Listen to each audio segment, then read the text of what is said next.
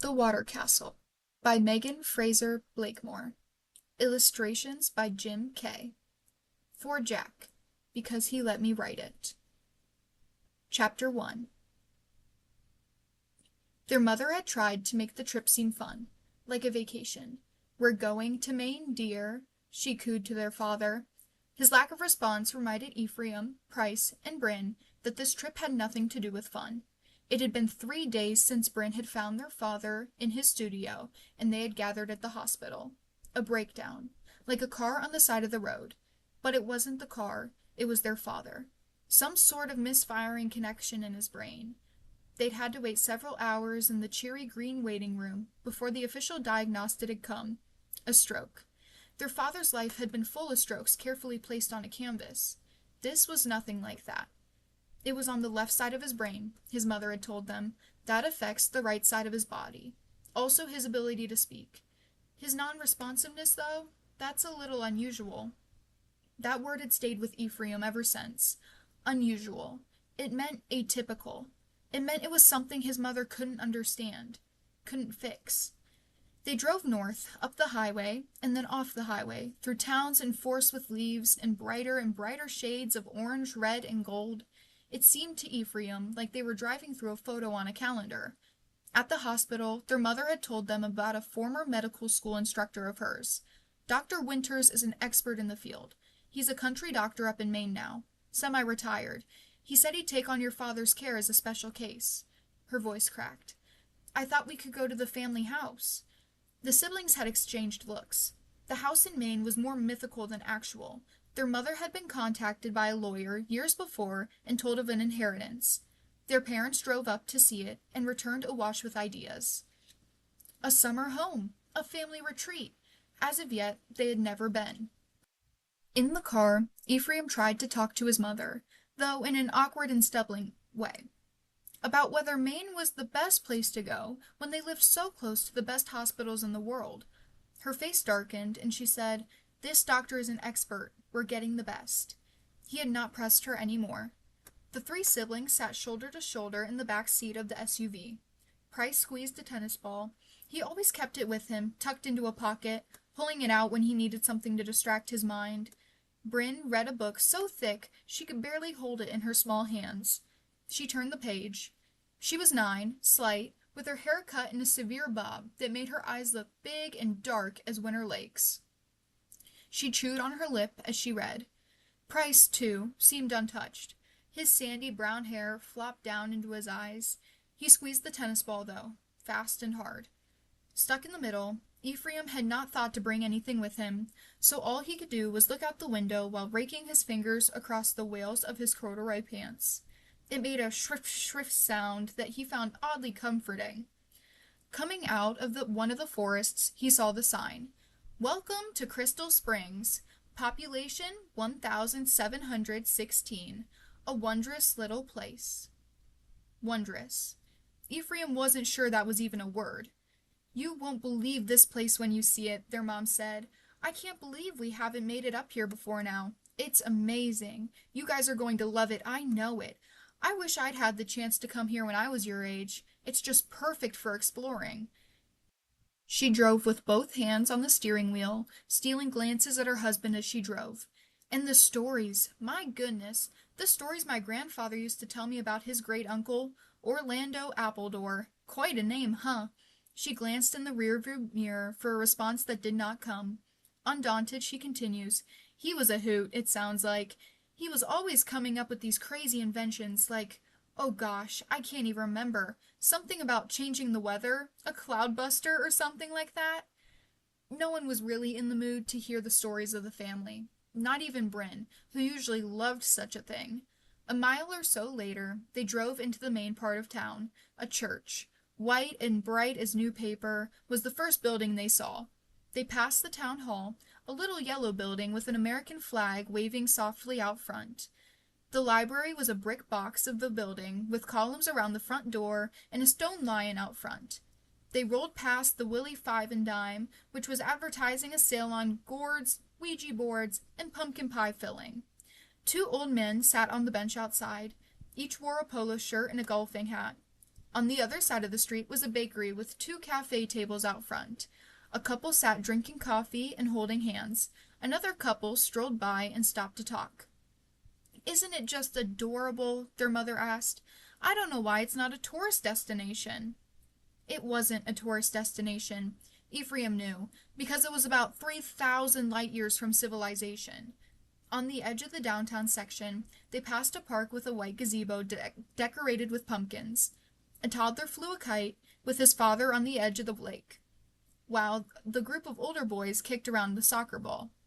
"Not much further now," their mother said. They turned right and started up a hill. About halfway, the pavement ended and changed into a rutted, grassy path. At the top of the hill, the road surface changed again, this time to white crushed gravel. The road looped around in front of a blooming stone house that sat atop the hill like a king on a throne. "Holy cow," Ephraim said. "Seriously," Price agreed as the family clambered out of the car. "I told you," their mom said. "I can remember seeing a picture of it when I was little and thinking it looked like a magical castle, like I'd been stolen away from my life as a fairy princess." She laughed at herself and shook her head. Ivy ran up the walls of the building and dripped down over the doorway, a rounded stone outcropping that protected a large wooden door. There used to be a hotel, too, a resort, really, with a spring-fed spa. There was a whole water bottling business, too. The hotel burned down in the early 1900s, but before that, it was one of the grand hotels that people would come from all over to relax and recuperate. They said the water could heal any illness, but of course, that's just the placebo effect at best. She looked a little wistful as she spoke, as if she wished she could forget all her medical training and believe in simple cures. "It looks haunted," Ephraim said. Price elbowed him, and both boys looked to their father. He was hollowed out, white and fragile as a shell. It was improbable, impossible, that their strong father, the one who used to swing them sky high and onto his shoulders, had shriveled. But, as their mother had explained, some people were born with weak spots, kinks in the armor, and sometimes those spots gave in. She was a doctor, a cardiac surgeon, and her words had weight, but did not make them feel any better. "I'm going to get your father settled," she said. "Why don't you come in and pick bedrooms?" She went around to their father's side of the car and, with Price's help, heaved him out and settled him on the driveway. Wrapping her arms around his waist, she led him up the 3 stone stairs to the gargantuan front door. His right leg slid along behind them. "This way, darling," she said. "We're in Maine now. Isn't it even more grand than you remember?" Ephraim didn't know how his mother could just go on talking to his father like that, as if he understood, as if he could remember. Price picked up his backpack and hitched it onto his shoulder. "Let's go," he said as he hopped up the stairs and pulled open the front door with ease. Bryn and Ephraim passed through into the front hall, a wide open space with ceilings so high they had to crane their heads back to see them. The tile floor continued into the main part of the home. A large archway opened to a majestic staircase that split into 2 sides and curved gracefully up to the second story, like something from an old movie where a woman would walk down the stairs, skirt trailing behind, to meet a man in a tuxedo on the landing. Before the archway, to the right, was an open door and a few stairs that led down to the kitchen. Ephraim wondered why it was tucked away. The dining room faced the bottom of the staircase, and it would be a long walk with the food. Then he realized that, of course, the owners of the house didn't have to worry about that. They'd have servants to cook and bring them their meals. Next to the dining room was a large sitting room, and beyond the stairs were still more doors. Each one had a taxidermied animal head above it. As they walked up the stairs, puffs of dirt came out of the rug. "It smells like no one has been here in years," Ephraim said. Price did not answer. He had jogged up and was already on the second floor. Bryn was a few steps ahead of Ephraim and turned her head from side to side, taking it all in. At the top of the stairs, 2 open doors revealed a library. Floor-to-ceiling shelves circled the room, filled edge to edge with books. There were 2 windows on the far wall, both covered with heavy velvet drapes that made the library dim and dreary as a monastery. "I want this room," Bryn declared. "You can't," Ephraim told her. "Leave her alone," Price said. "What? It's a library, not a bedroom. It's not like anyone except Bryn is going to read the books. It might as well be hers." He turned to his little sister. We'll bring a bed down from one of the other rooms. Bryn smiled for the first time since their father went to the hospital. The library ran up against the master suite, where their mother talked to their father in low tones. You want to wait here or come with us? Price asked. Bryn gave a longing look at all the books, but said, Go with you. She hadn't wanted to be left alone lately, and Ephraim wondered how well she would do in the large, dark library. At home, she had been sneaking into Price's bedroom to sleep on the floor. They wandered to the far end of the second floor, to the back of the house where they found a set of stairs going up, though not as dramatic as the main staircase. These were still wider than what Ephraim was used to, and so seemed very impressive. They led to the third floor, a hallway with several doors off of it. Ephraim walked into a room with an old brass bed and windows that looked out over the river. It was the attached bathroom, though, that made up his mind. Privacy, finally. He turned to tell his siblings that he had found his room, but they were no longer behind him. After a moment's hesitation, in which he considered the possibility that they had simply vanished, he went out of the room and followed their voices to a small bedroom on the opposite end of the floor. They were coming from what appeared to be a closet. When Ephraim looked inside, he saw a set of stairs, plain and skinny, heading steeply up. He climbed them to a fourth floor of the house. He entered a tiny room with low ceilings and windows that jutted out. It was cluttered with odds and ends, a rusty, springy horse, a collection of empty picture frames, and an antique-style sword. You found the attic, Ephraim said. Actually, this was probably the servants' quarters, Bryn said.